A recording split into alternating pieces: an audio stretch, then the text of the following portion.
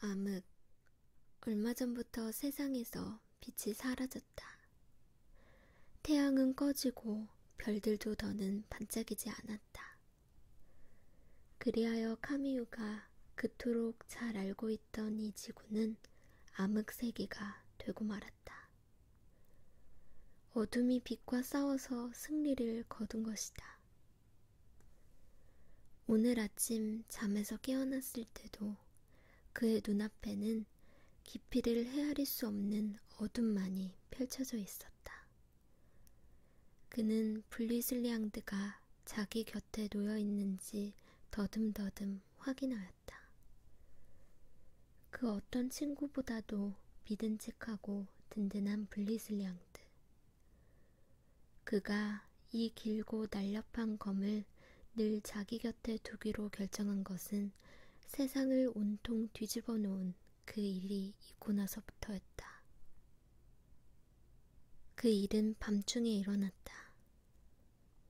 오래전부터 다들 그런 최악의 상태를 우려하고 있던 터였다.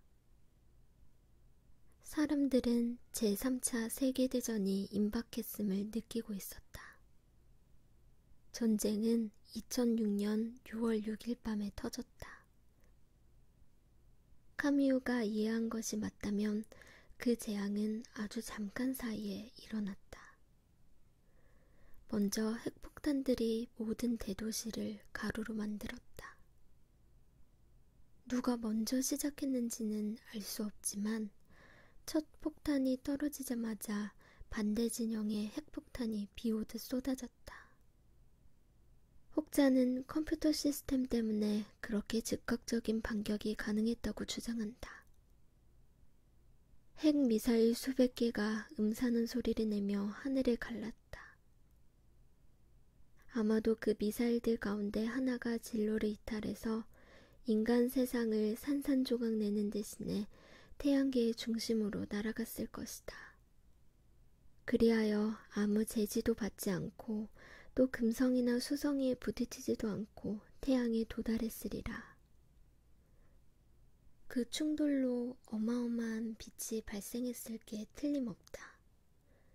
하지만 카미우는 잠을 자느라고 그 빛을 보지 못했다. 잠에서 깨어난 뒤에 그가 할 수 있었던 일은 그저 재난을 확인하는 것뿐이었다. 불이 꺼졌다. 모든 불이 꺼졌다. 그리하여 지구는 어둠과 추위 속에 떨어졌다. 그날도 그 다음 날도 새벽빛은 밝아오지 않았다. 그날부터 세계는 절대적인 암흑 속에 잠겨버렸다. 카미유는 그날 이후로 매일 그랬듯이 바지를 입고 셔츠를 걸친 다음 이제는 쓸모가 없어진 차갑고 매끈매끈한 거울을 손바닥으로 문질렀다. 이건 아쉬움의 표현이 아니었다. 살아갈 힘을 잃지 않기 위한 의식일 뿐이다.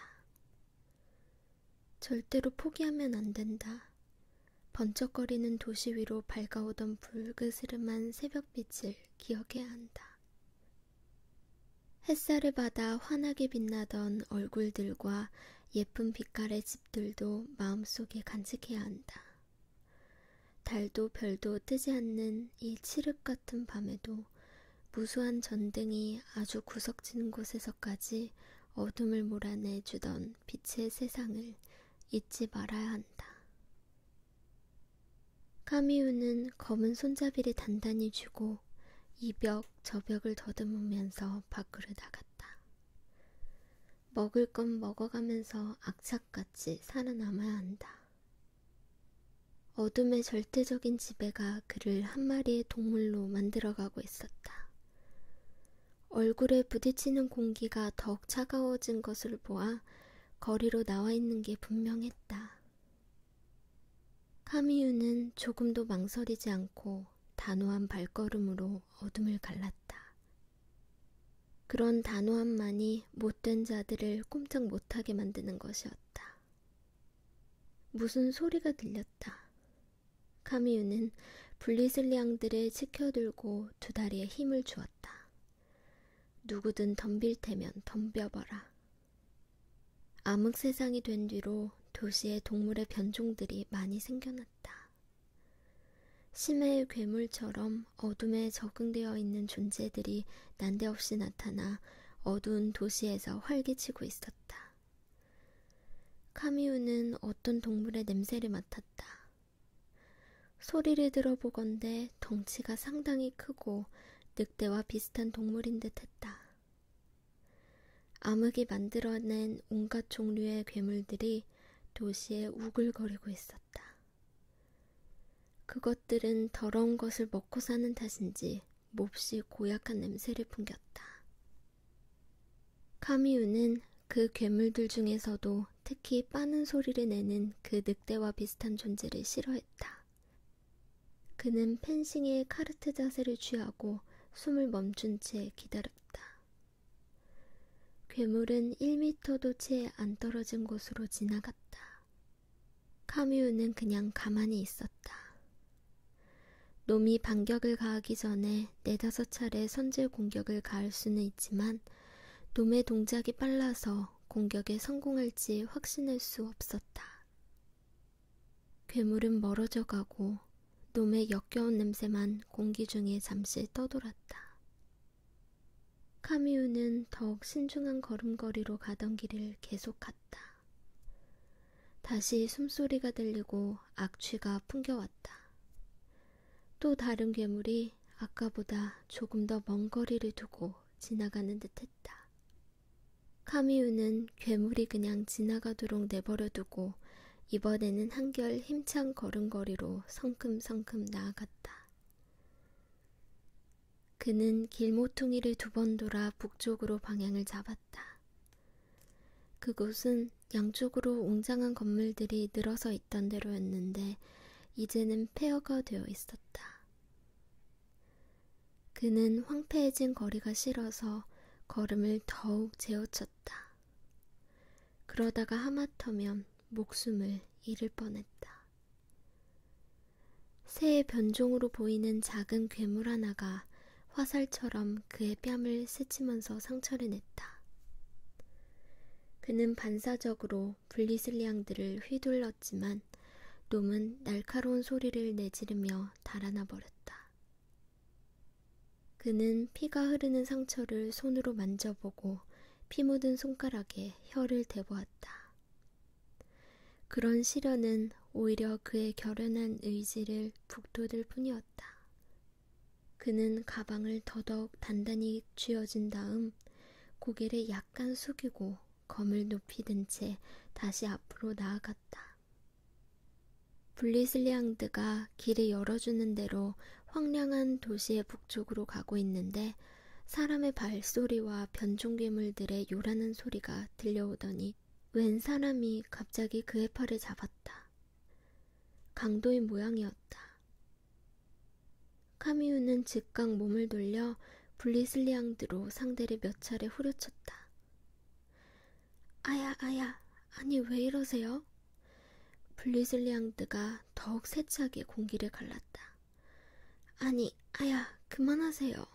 빌어먹을. 그때 또 다른 불량배가 나타나더니 뒤에서 2팔로 카미유의 몸통을 감싸 안고는 초인적인 힘으로 번쩍 들어올렸다. 그런 것을 참고 보아줄 블리슬리앙드가 아니었다. 카미유는 분노에 찬 블리슬리앙드의 날이 바르르 떨리는 것을 느꼈다. 그는 검이 움직이는 대로 팔을 놀려 발가락을 짓누르고 왼쪽 오금을 쑤셨다. 검의 움직임이 더욱 빨라지면서 카미유를 살기등등한 난무로 이끌었다. 그는 불안당히 얼굴을 후려치고 칼끝으로 배와 겨드랑이를 찔렀다. 그를 처음으로 공격했던 강도는 벌써 주랭랑을 놓고 있었다. 치명적인 가격을 아슬아슬하게 피한 2번째 괴한 역시 욕설을 퍼부으며 달아났다. 카미유는 빛이 있던 시대를 기리는 뜻으로 의기양양하게 소리를 한번 내지르고 블리슬리앙드에게 속으로 감사의 뜻을 표했다. 그들이 힘을 합해 또다시 승리를 거둔 것이었다. 그런데 태양은 왜 꺼졌을까? 왜 세상이 완전한 암흑의 시대로 들어선 것일까? 카미우가 그런 생각을 하고 있는데 느닷없이 도처에서 팔들이 나타나더니 그를 잡고 어디론가 끌고 갔다. 몇 분 후 카미우는 웬 사람과 마주 앉게 되었다. 에테르 냄새를 풍기는 그 사람이 퉁명스럽게 물었다. 왜 도와주려고 하는 사람들을 때리세요? 나는 나 자신을 방어했을 뿐이야. 그런데 당신은 누구지? 누군데 감히 나한테 그따위 소리라는 거지? 다른 사람들 얘기를 들어보니까 할아버지는 쓰레기차에 부딪힐 뻔한 적도 있고 오토바이와 자동차에 치실 뻔한 적도 있는 모양이에요.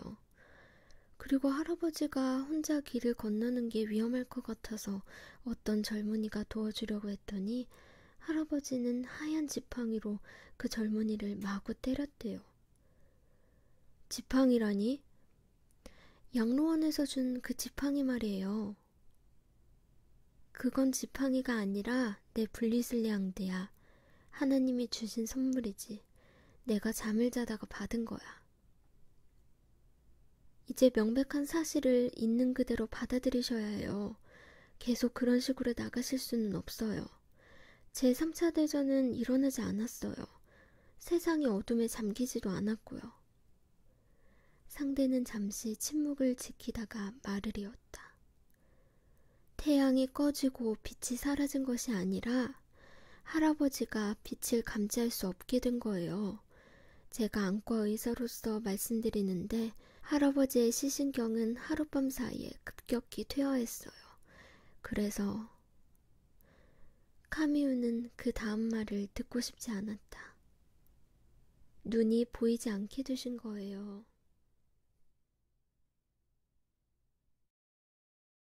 라고 그 빛을 보지 못했다. 잠에서 깨어난 뒤에 그가 할 수 있었던 일은 그저 재난을 확인하는 것뿐이었다.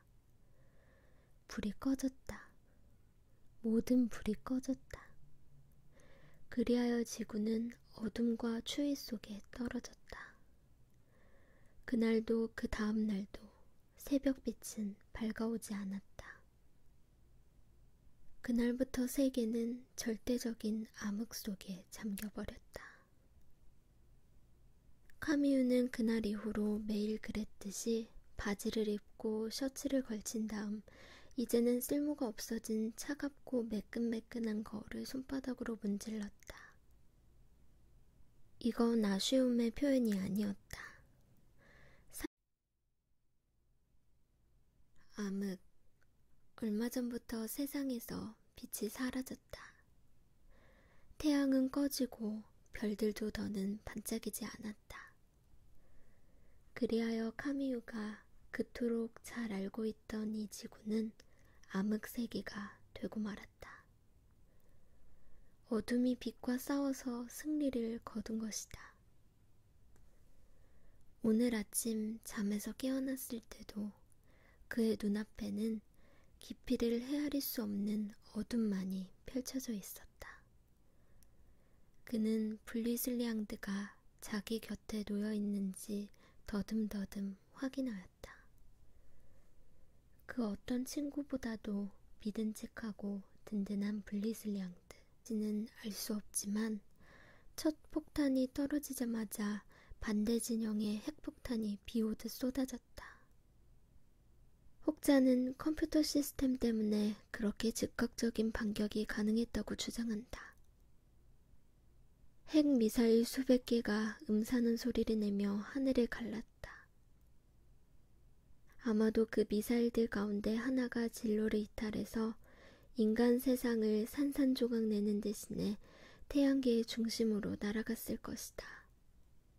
그리하여 아무 제지도 받지 않고 또 금성이나 수성이에 부딪히지도 않고 태양에 도달했으리라. 그 충돌로 어마어마한 빛이 발생했을 게 틀림없다. 하지만 카미우는 잠을 살아갈 힘을 잃지 않기 위한 의식일 뿐이다. 절대로 포기하면 안 된다. 번쩍거리는 도시 위로 밝아오던 불그스름한 새벽빛을 기억해야 한다. 햇살을 받아 환하게 빛나던 얼굴들과 예쁜 빛깔의 집들도 마음속에 간직해야 한다. 달도 별도 뜨지 않는 이 칠흑 같은 밤에도 무수한 전등이 아주 구석진 곳에서까지 어둠을 몰아내주던 빛의 세상을 잊지 말아야 한다. 카미우는 검은 손잡이를 단단히 쥐고 이 벽 저 벽을 더듬으면서 밖으로 나갔다. 먹을 건 먹어가면서 악착같이 살아남아야 한다. 그가 이 길고 날렵한 검을 늘 자기 곁에 두기로 결정한 것은 세상을 온통 뒤집어 놓은 그 일이 있고 나서부터였다. 그 일은 밤중에 일어났다. 오래전부터 다들 그런 최악의 상태를 우려하고 있던 터였다. 사람들은 제3차 세계대전이 임박했음을 느끼고 있었다.